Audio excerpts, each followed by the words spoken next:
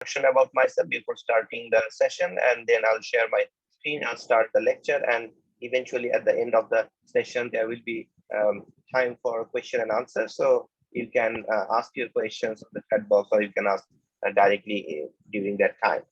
So this is Nafiz Al Tariq. You can call me Nafiz. I graduated from University of Dhaka, Department of Finance.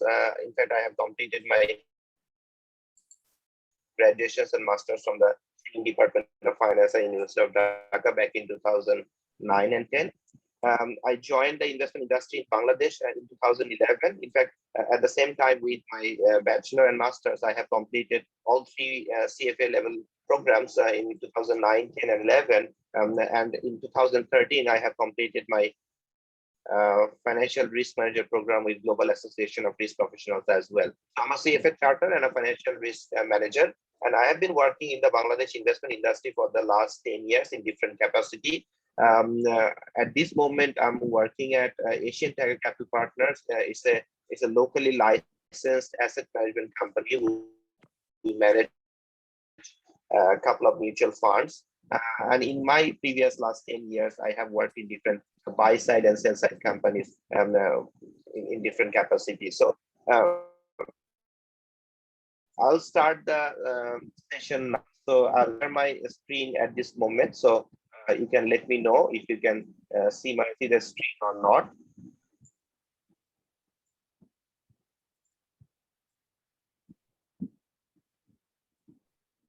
So can you see the screen and hear me well? Yes, we can see the screen, and we also can hear you well. Okay.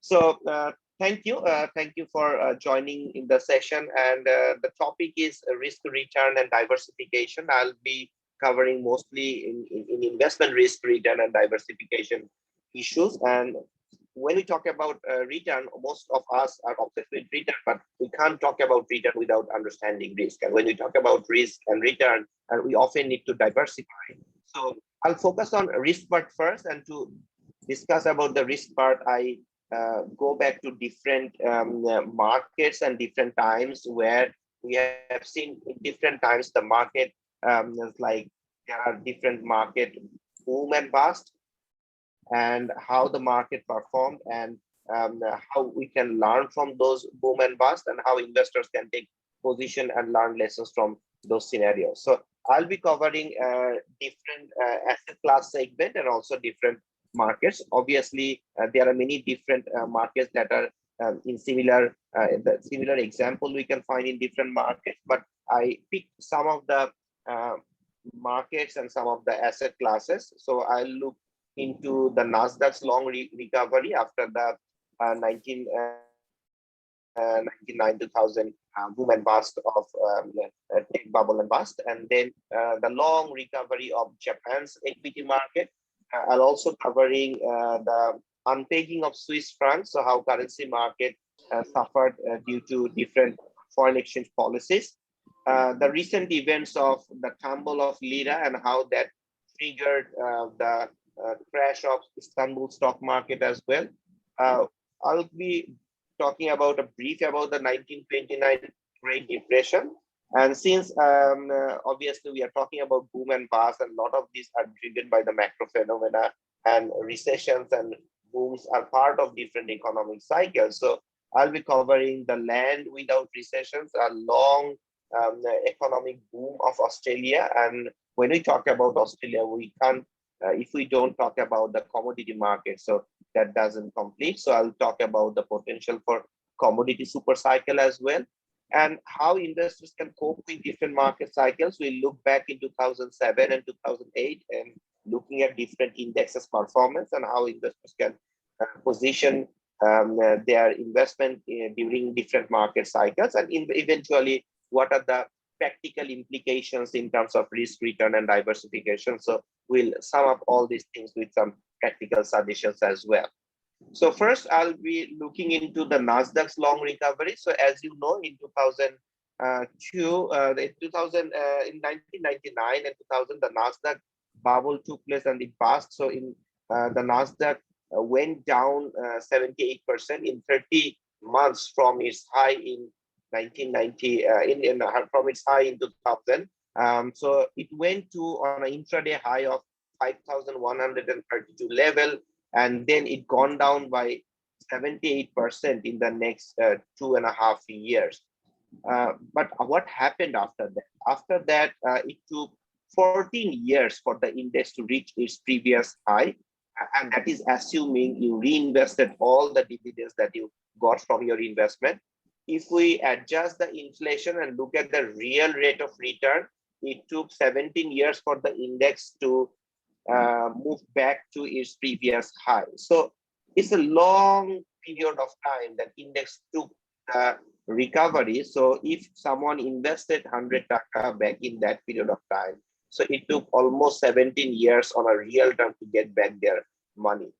So the lesson is the valuation matters when you invest. So when we look at the investment strategy, we look at the risk, we need to look at the valuations as well. At the top of 2000, the Nasdaq P ratio went above 100. So when we look at the P ratios, what we can do, we can inverse the P ratio, which is an earnings yield, and how we can see how much money we are investing and how much return we are getting from that. So 100 P, which means it's like if you like invest 100 taka. So obviously for every $1 of earnings, you're investing 100 taka. So ultimately it's around 1%. So that's a very expensive investment. Also, assuming there is no growth of your investment, there is no growth in earnings, it will take 100 years for your money to pay back as well. Then I'll look into another market, that's the Japan's equity market. So Japanese market had a boom and bust in 1989 and 1990s. So it took almost 3 decades for Japan equity market. In fact, only recently it went above 30,000 level where it was in 1990s. So it took 3 decades. So think about like someone entered the market in 1990. They almost end their career like 30 years, and they will see that the index went to that previous high level. Obviously, in the last few months, the index performed very well compared to other Asian market. So from a tactical view, whoever invests in the Japanese market for the last 1 year gained, but obviously it is very difficult to time the market. So looking at the Nasdaq's 17 years recovery, that was not unprecedented events. In fact, there are many different markets that took very long period of time after having the crash to recover from that. I'll look into now currency market, what happens in Swiss franc in 2015. So what happened mainly in after 2007-8 global financial crisis, the Switzerland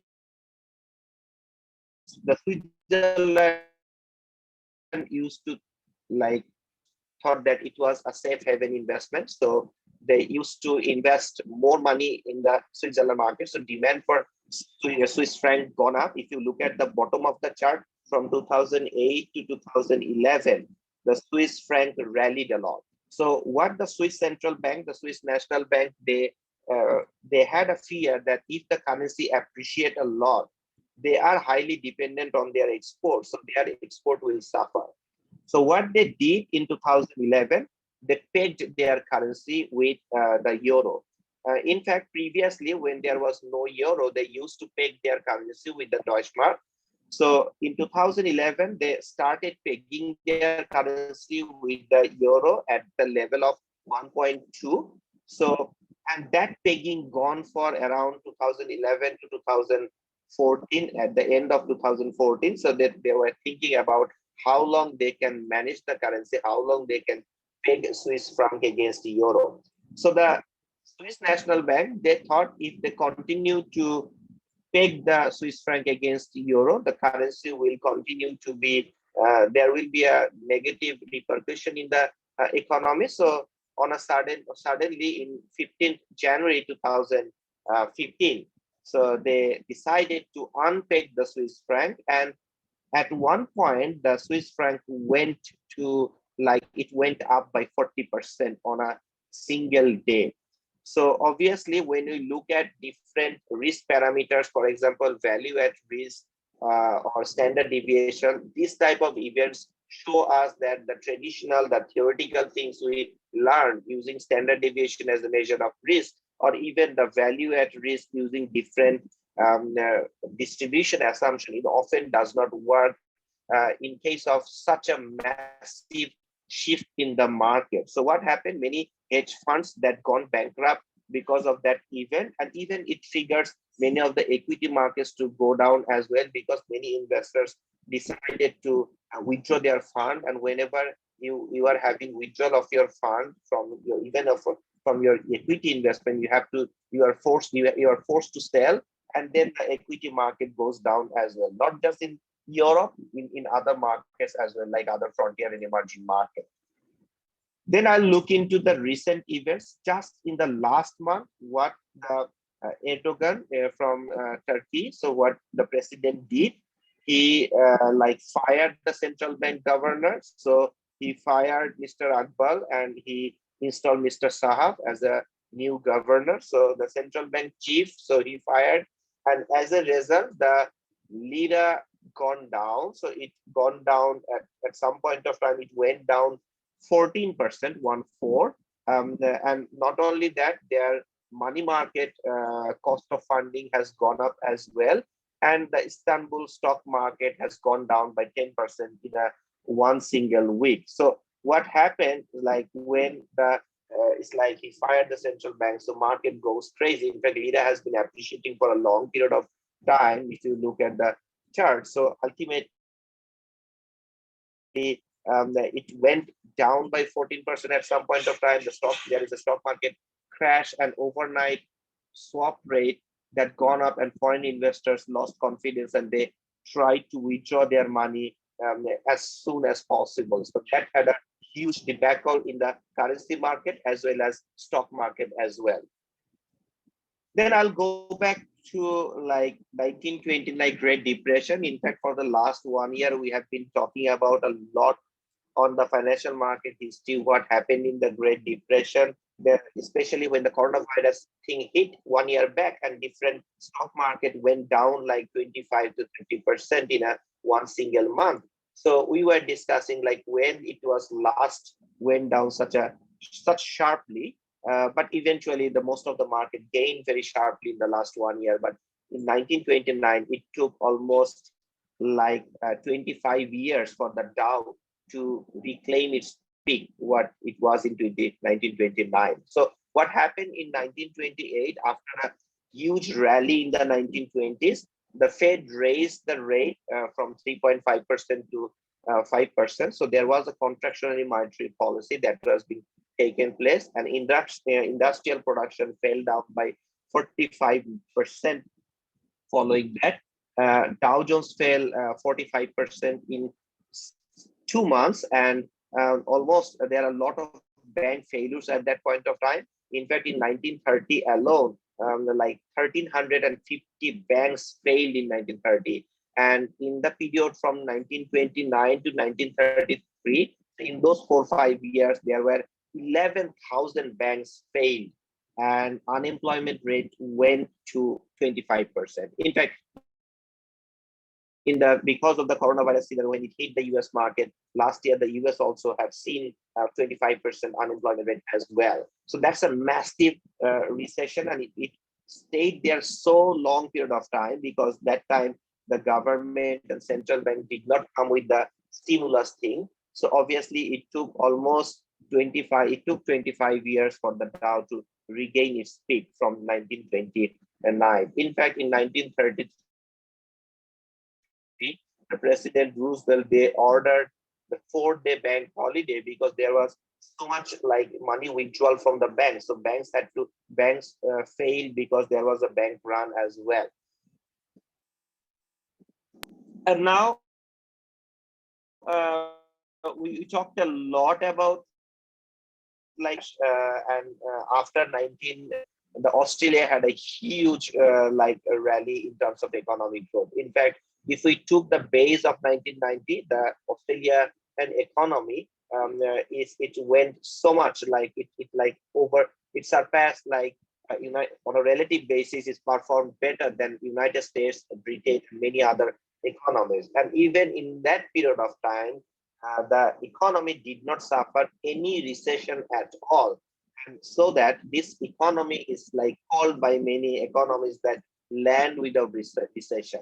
Obviously, that happened because after 2008, the economy got a lot of dependence from China, a lot of Chinese investment as well. In fact, the economy is dependent on China, and the Chinese rally and the Chinese economic rally helped the economy as well. So there has been benefit enormously following 2008 global financial crisis. So Beijing stimulus and also a lot of Chinese investment in Australia helped the economy to grow, helped the housing prices to grow, and the weaker currency also helped its agricultural export to boost, and it helped the economy to have a balanced budget.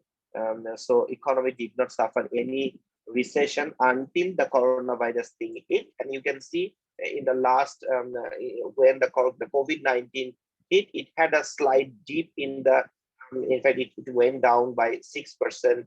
The economic growth went down by 6%, but that is a very sharp recovery as well. So there was a sharp V-shaped recovery, and if we exclude that pandemic, this economy has performed a lot. And when we talk about Australian economy, we need to talk about the commodity cycle as well. So at this moment, many economists and many investment analysts are forecasting whether there will be another commodity cycle or not. In the last years, we had a huge commodity prices rally in the 1970s, followed by the embargo that is being put by OPEC. There was a rally in gold, there was a rally in the oil prices, and in the 1970s, the commodity prices rallied heavily. And then we have seen from 2000 to 2009, the commodity price rose sharply, but after the 2007-8 global financial crisis, in fact, in the last one decade, we have seen a completely different industry. We have seen the commodity prices has gone down. Obviously, because of that, many emerging and frontier economies like us, Bangladesh, India, and other economy got benefited because of the lower commodity, because we are a net importer. But from commodities, the economies that depended on commodities, they did not get the benefit in the last one decade. So now there is a if we look at the oil prices, last year the oil prices went into negative territory. That was the oil futures prices, and the spot oil prices gone to a single digit as well. But in the last 1 year, the oil prices regained most of its downturn, and in fact, in the last few months, it rallied sharply. And other commodities like copper and others, those are rallying sharply as well. So the JP Morgan, Goldman Sachs, and other top investment bankers, they are forecasting that we might see another commodity super cycle as well in the next few years, and that might push the inflation rates go up to many economies where they are dependent on the import of commodities, and because of that, inflation expectations have gone up in the world market as well, and that push the interest rate upward. And obviously we have seen some volatilities in the stock market in the last couple of months as well, and that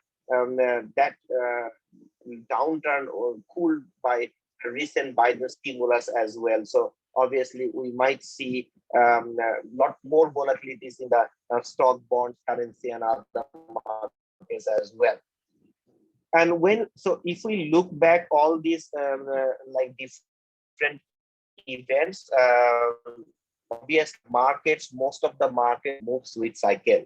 So when we talk about different market cycles, we can vividly remember in 2007-8 global financial crisis, and that the subprime mortgage crisis that not just hit the US, it hit all the developed economy as well.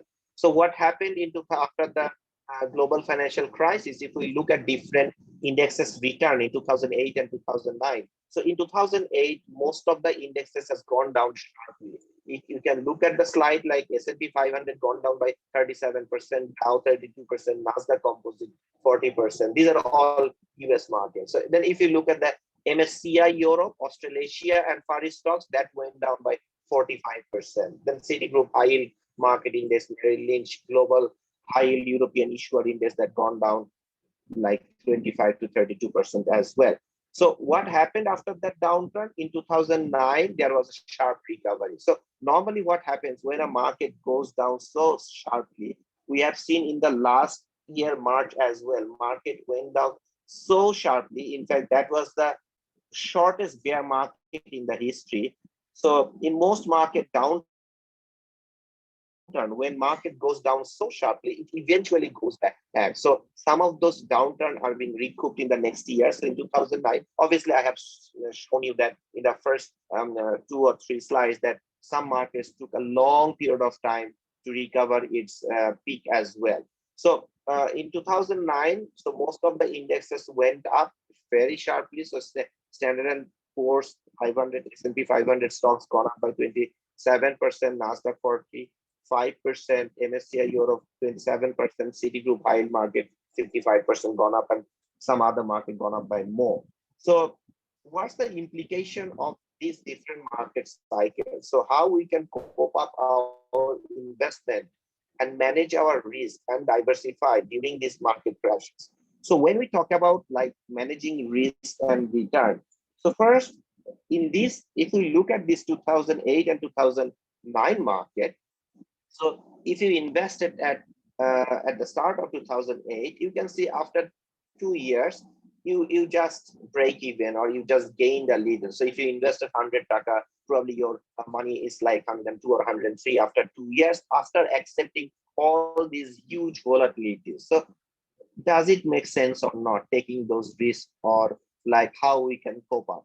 But if we look at this, all the volatilities, it lot depends on what you have done like during the market downturn and during the market upturn. So if during the 2008, when the market crashes so sharply, and we have seen this type of crash in many different times.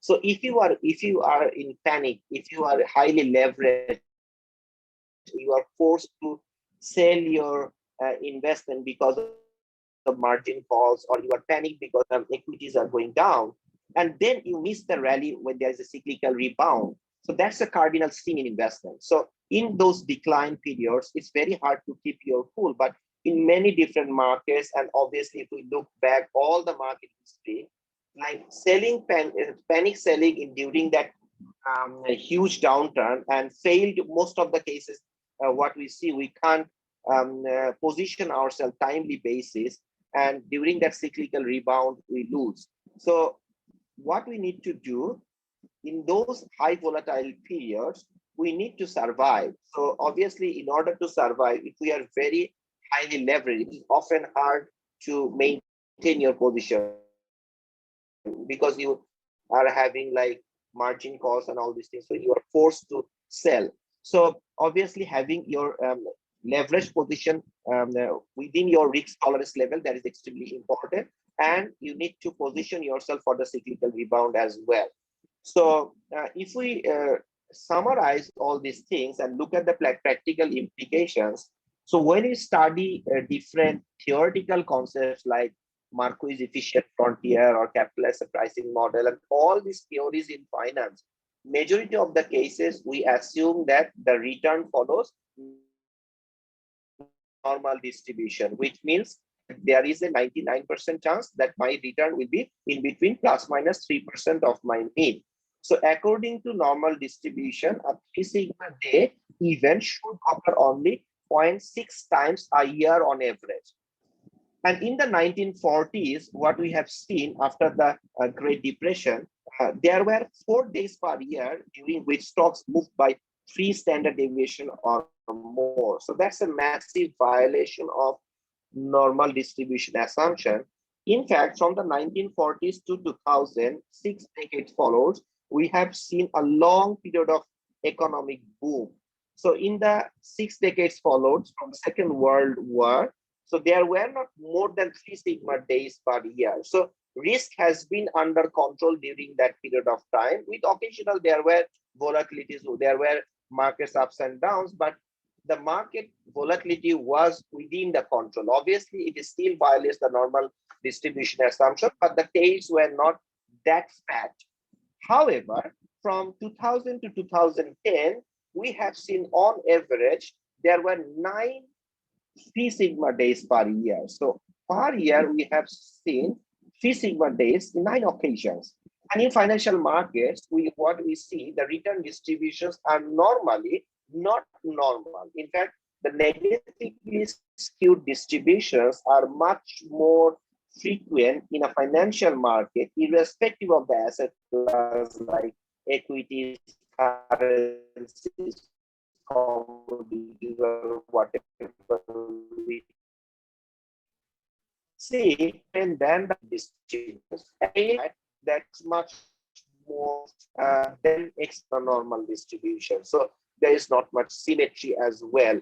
So what happens when we assume normal distribution and position ourselves? So what during those market turmoil, we failed and we panic and we often sell as well. And we could not like position ourselves during cyclical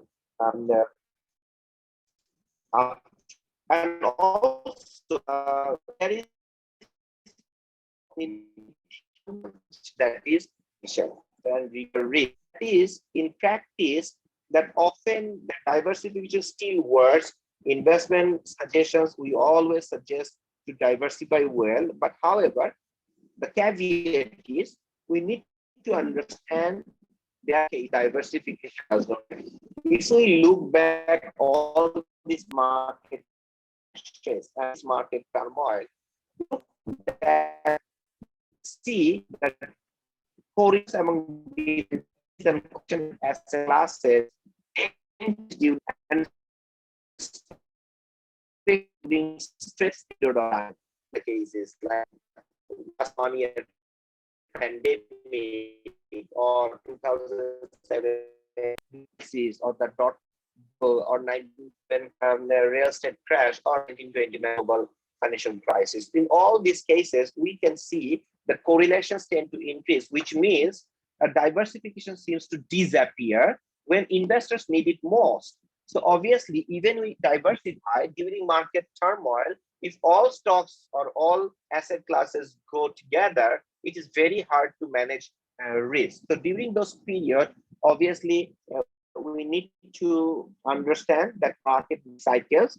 So stock prices never go, it's like on an average, never goes to zero and it never touches the roof as well. So market runs with cycles. So we need to understand that and we need to be humble when we invest.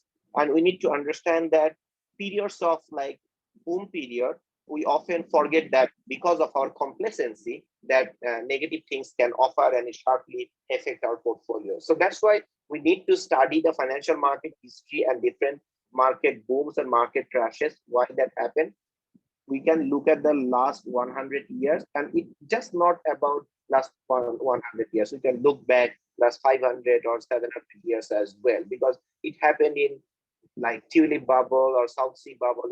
The bubbles and busts happen all the time, and those understanding and it helps our investment strategy that if we look at only the recent period or recent complacent period of time, in that case, we may not position our portfolio well. So that's all from me about this session. So I'll be very happy to answer your questions if you have any. So feel free to raise questions and also do connect me with LinkedIn. So if you have any questions later on as well, so we can discuss as well. So thank you. If you have any queries, feel free to raise. Thank you very much, Nafeez, for your interesting presentation. So if anyone has any question to Nafeez, you can probably turn on your microphone and ask, or you can simply type your message in the chat box.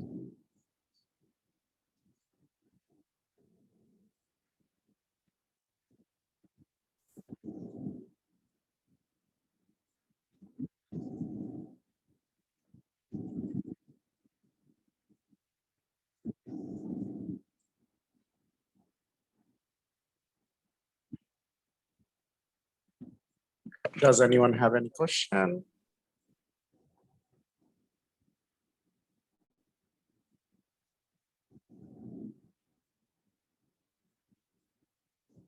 Okay, I don't see anyone is asking any question, but Nafeez, probably I would like to ask you a question that at the start you said that you did your certified financial analyst courses and also financial risk management courses. So would you please tell my students that how much necessary they are to build your career in the managed fund industry or in the finance industry? It obviously helps because if you look at the CFA curriculum, the curriculum is so robust and it is designed for the investment professionals, and not just investment professionals, like there are other arenas of finance that helps a lot because the curriculum is practically focused, and every year they do research about the changing market dynamics and they change the syllabus as well. So what I have studied in 2009 and 10, that syllabus is like very stale at this moment because there are a lot of changes happening as well. That's why they focus on continuous professional development as well. In my personal capacity, I also run a training session where I teach CFA and FRM students as well. I have started this in 2010 and continuing since then. So that's why it helps me to study those new chapters and new lessons that is being covered in the CFA program as well. And after completing my CFA program, I decided to go for risk management profession. So obviously there are many overlapping between the CFA and FRM, but FRM mainly covers the risk, and it helps me to understand different risk parameters as well. So my understanding about risk is strengthened after studying that, and I always continue to focus on different market events that happen. So beyond studying the professional designation like CFA or even chartered accountancy, we need to study continuously. We need the lifelong learning is extremely important because at this moment the economies are changing so fast that hard to update you needed in the marketplace. We will be obsolete. So in fact, in currently every 4 or 5 years, what we are studying, that knowledge is getting obsolete, or it like we need to learn new knowledges as well. So having that lifelong learning perspective is extremely important. It's not just like completing a master's and then shut down. We need to continuously learn and evolve. So that's that I would suggest to graduates. Thanks, Nafeez, for your detailed answer. Yes, we see that there has been a rapid change in the overall finance industry in the last couple of years, and we expect this to continue in the next few years also. So do you have any advice or any suggestion for my students, those who want to build a career in the finance industry and probably will be moving to the industry in the next couple of years?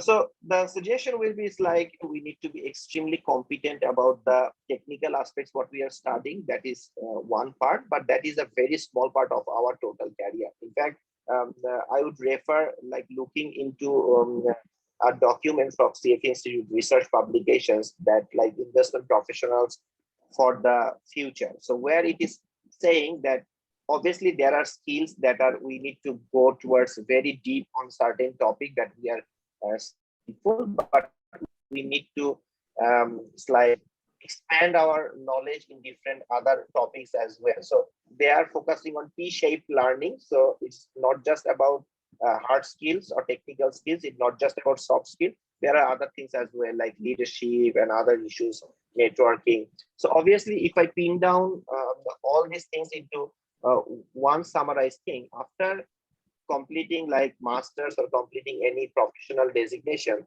there are few things that helps us to grow. Obviously, one thing is extremely important, that is communication. So whenever we work in different organizations, we need to communicate. We need to communicate from the top to bottom. We need to communicate to different stakeholders, customers as well. And often we see that many of the negative events that are happening because of lack of communication. Another thing is like negotiation, where communication is an important part, and in product term, every day, in every moment, we are actually negotiating. We are negotiating with our customers, we are negotiating with our employers, we are negotiating with our stakeholders like different tax authorities, monetary authorities, stockholders, creditors, and everyone. So that negotiation skill is also extremely important as we move forward. The leadership skills, that's extremely important. And also execution. Often what we decide, even if you look at your corporate finance program, we plan a lot of things, but we can't implement. So in all aspects, execution is extremely important, because we can, in organizations, we have so much meetings, so much plans, so much things, but often we cannot timely execute. So execution is extremely important. So communication, execution, negotiation, those are the things are extremely important. And the last things I would suggest is the doggedness.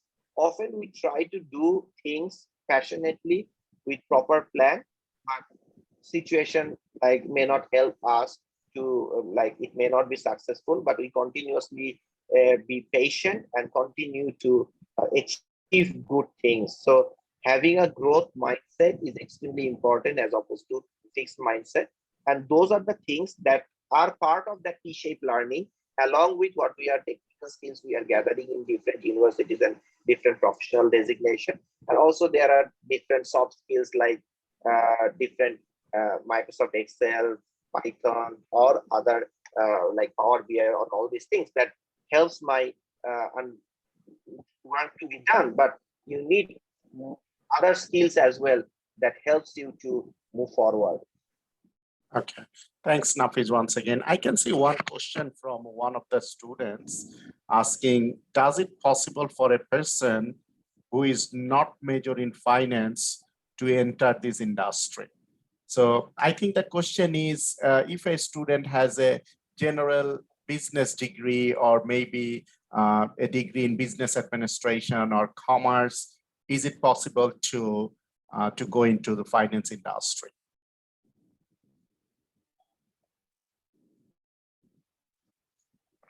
Industry where someone having a different background can outperform someone who has a major in that segment, because it's more of a craft. It's an art and it's a craft. It's not a science. We as a finance professional cannot do, for example, if we want to be a doctor, we cannot today. If we want to be a scientist, it's very difficult. But someone having different background, if you want to come to the finance industry with certain knowledge and effort, they can really outperform others. And that happens in many different cases as well. If we look at the top investment professionals or top finance professionals in the in different markets and different countries, many of them are not actually finance background. They are having different background, but they shine in their in the finance profession as well. So it's not mandatory to have that background. That background helps, but someone from a different background can outperform in this industry.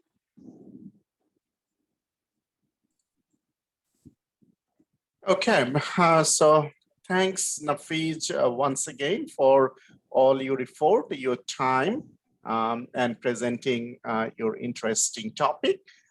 So I, along with my students, I highly appreciate for joining today's session. And if a student wants to connect you through LinkedIn, I hope they can. I will share your LinkedIn profile with my students. So if they want to network with you, they can do that. So thanks once again for joining. We really, really appreciate that. Thank you for having me. Thank you. And thanks to all the audience. Thanks, Nafiz, and I will send you the recording once it is processed. So thank you once again, and bye.